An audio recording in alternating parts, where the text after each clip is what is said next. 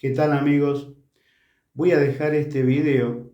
Quizás un poco también tenga que ver o estaría en concordancia con lo que dije anteriormente sobre los efectos de los trabajos de magia en el aura humana. Pero vamos a hablar por qué hay dualidad en el esoterismo.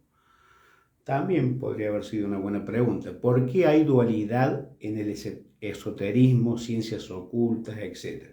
Primero vamos a ver qué es esoterismo.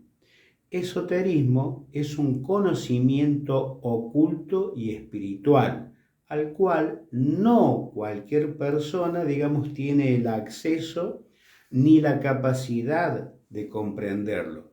Aunque cualquier persona puede ver un video y prender una vela, o pueda saber que se puede hacer un trabajo con velas, por ejemplo, y otros elementos, esencia, hierba, etcétera, pocas personas saben cómo hacer dichos trabajos espirituales. Porque hay un sinnúmero de cosas detrás de todo esto. ¿Qué son las ciencias ocultas? Por ciencias ocultas entendemos que es el conjunto de conocimientos y prácticas relacionadas con la magia, la alquimia, la astrología y lo desconocido, que no se basan en la experimentación y en la aprobación científica, pero cuando, dividimos nuestros conocimientos en clases, se suele utilizar una categorización que segmenta, digamos, un continuo en entidades discretas, para ser más claro. Así se encuentran, por ejemplo, las ciencias duras, las ciencias blandas, las ciencias sociales y humanidad, etc. Pero esa tal taxonomía de la ciencia se sustenta sobre cimientos muy endebles. Lo que hoy se considera blando, mañana puede, digamos, ser duro, si tales disciplinas progresan adecuadamente. Por lo tanto, y lo digo, debemos ser muy cautos a la hora de emitir juicios, de basar nuestros juicios en tales construcciones mentales, razón por la cual, y a modo muy personal, a no amedrentarse por la palabra pseudociencia o paraciencia. Por todo esto expuesto, aquella persona que sabe de esoterismo o de ciencias ocultas sabe manejar todos los elementos naturales para lograr ciertos objetivos o propósitos, con la asistencia, digamos, de una deidad, de un ánima, de una entidad, de santos, de arcángeles, elementales, etc. Esto es muy grande, muy amplio. Entonces, ¿por qué hay dualidad en el mundo espiritual? Volvemos al principio.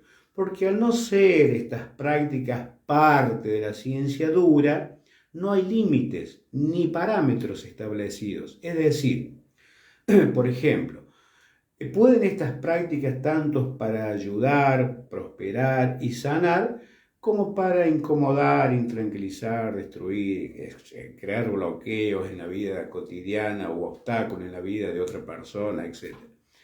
O sea, acá entra a jugar la palabra intención. Esto acá, la intención, la práctica funciona, digamos, en ambos sentidos, por la gran variedad de seres que hay, como lo dije al principio, tales como ángeles, demonios, espíritus, que se pueden invocar y evocar, o para asistirnos a la hora de practicar un ritual.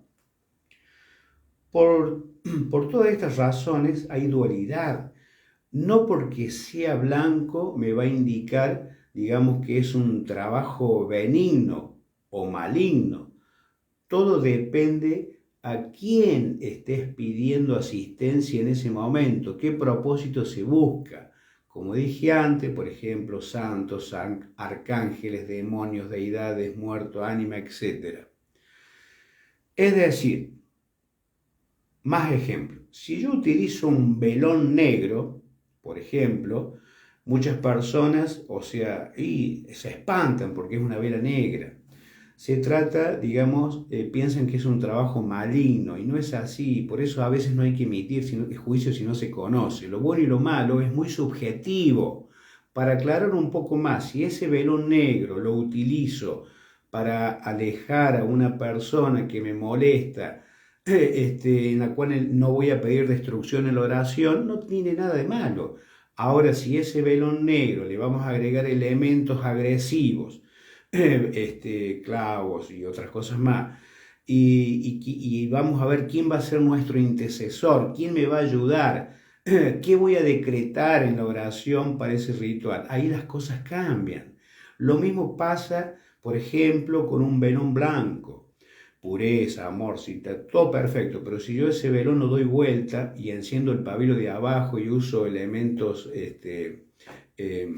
agresivos, y estoy haciendo un trabajo oscuro y con un velón blanco. Por eso, si emitís un juicio de valorización sobre algo, tenés que tener conocimiento, si no, no opinen. Entonces, como en esto existe el bien y el mal, como en todo el mundo. O sea, todo depende de la intención. Por todo esto que uno trata de llevar, y para cerrar el tema, aquella persona que tiene ese conocimiento, que tuvo un buen guía, un buen maestro espiritual, como lo tuve yo, que estudió, leyó, se preocupó, venció obstáculos, se sacrificó, invirtió, se superó, sabe cómo utilizar, digamos, todos esos elementos para los propósitos deseados. Esto no es ver un videíto y prender una vela. Bueno, estimados, esto fue todo. Gracias.